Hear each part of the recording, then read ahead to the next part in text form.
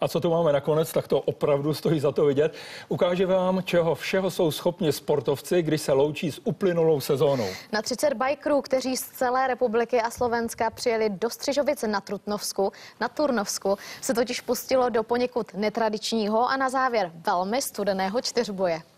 Uběhneš to, doplazíš to a dopiješ si to. O motu závodu Tourman 2011 se vůbec pochybovat nedá. I chromí jsou na startu. Počkej, patičku musíme. To je jako s mazáním, čím víc vrstev, tím líp.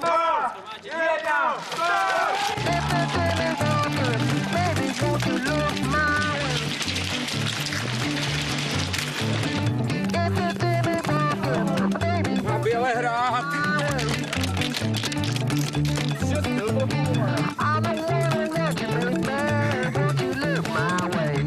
Dostanu ambulance.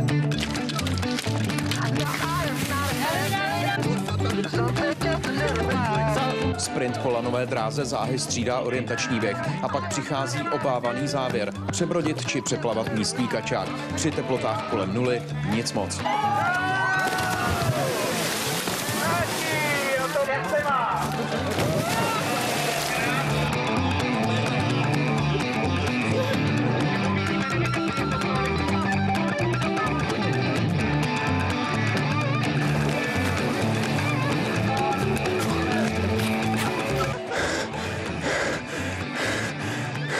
Zima, strašná. Ke spokojenosti pořadatelů se prý i letošní 10. ročník obešel bez ztrát na životech.